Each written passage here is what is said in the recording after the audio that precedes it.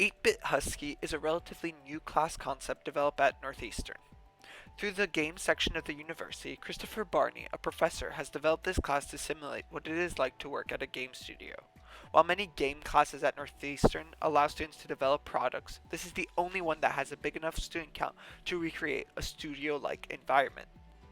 After a couple years of being developed, the game studio has now the largest class size of around 80 and is getting ready to release their first project, What Remains of Me, a puzzle platform game.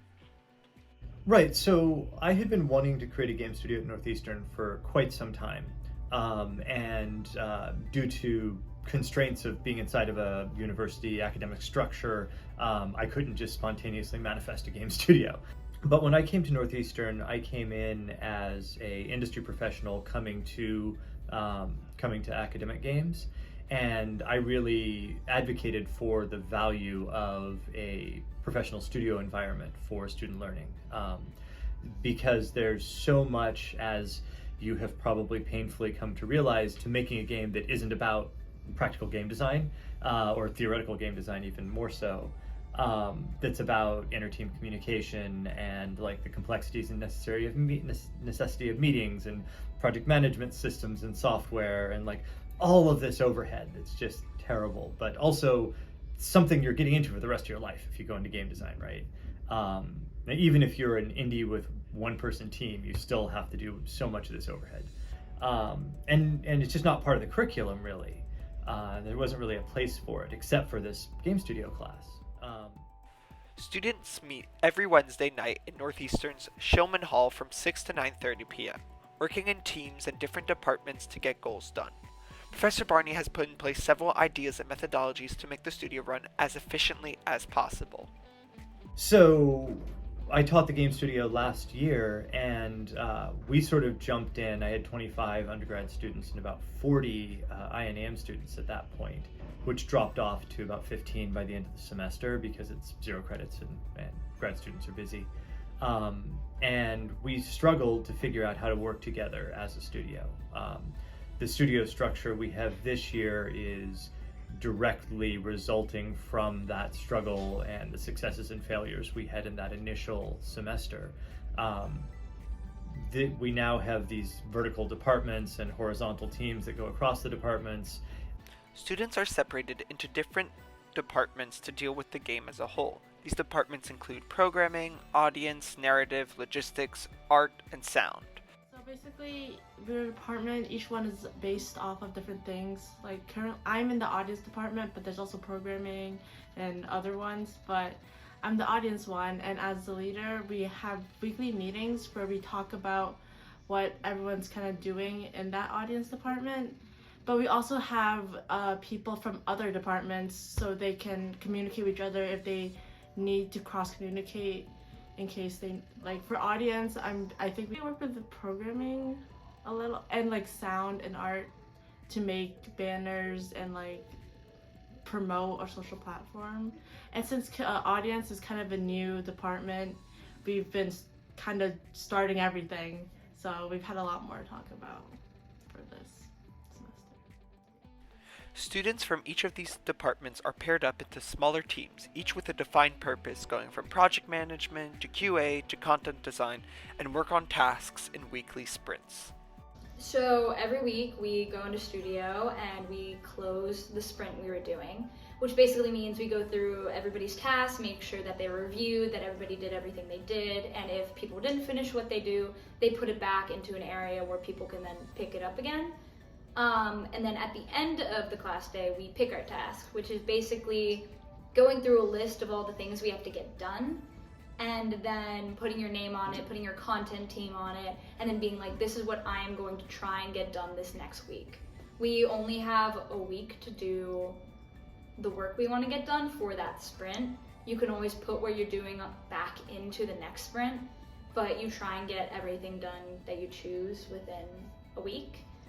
Yeah, so the Agile methodology and sort of the Scrum implementation of the Agile methodology is particularly what we're using.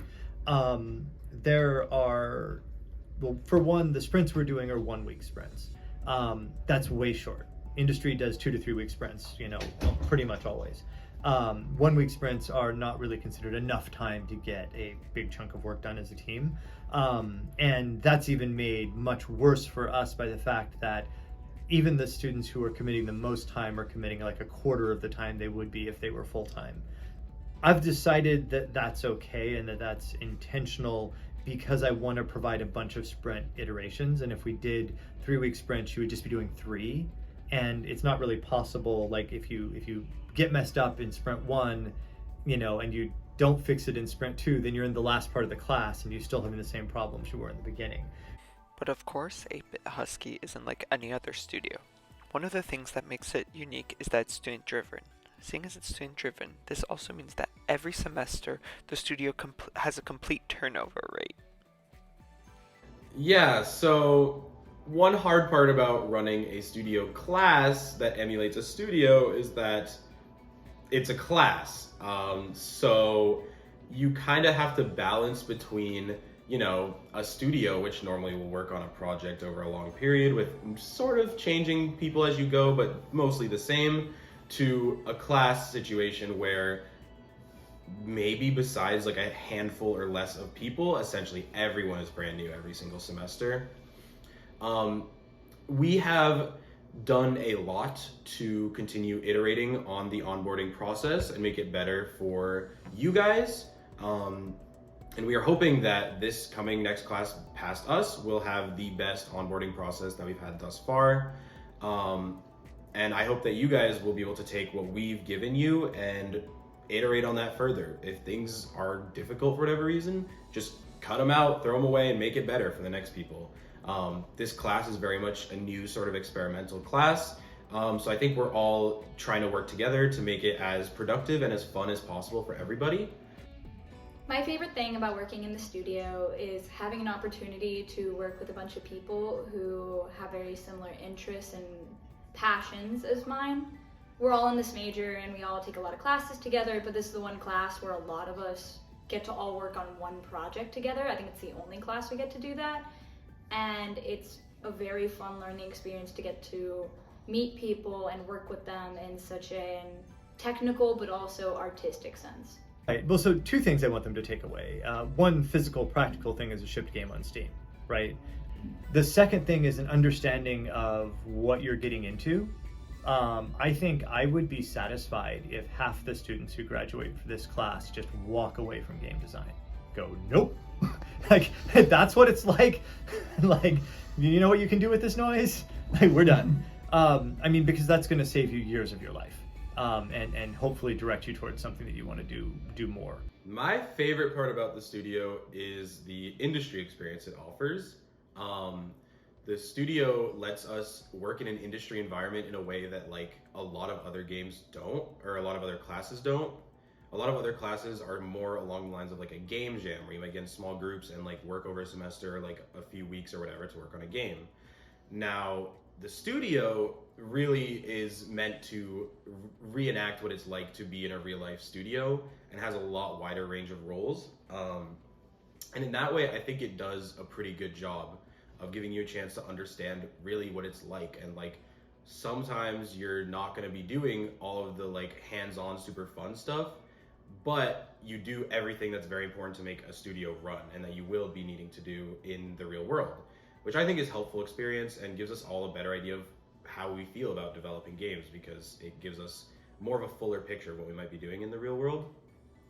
I'm not saying that the game studio is what working in the industry is going to be like.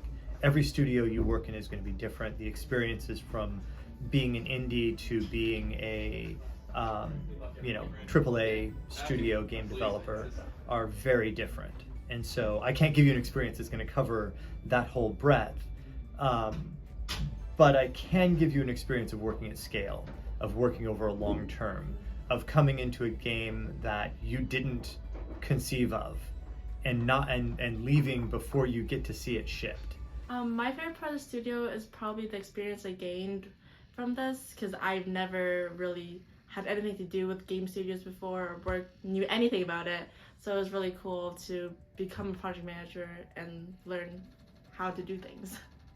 Yeah, and then I guess the last part is I want students to be able to recognize when there are institutional or structural problems that they're facing, when their team isn't working well because of some reason, right? I want students to be able to see the art department is dysfunctional, or this team is dysfunctional, or decision making at a high level in this company is dysfunctional. So yeah, I hope that our onboarding treats you guys well, and I hope that you guys will feel free to iterate and change it if needed. I won't take it personally, I promise.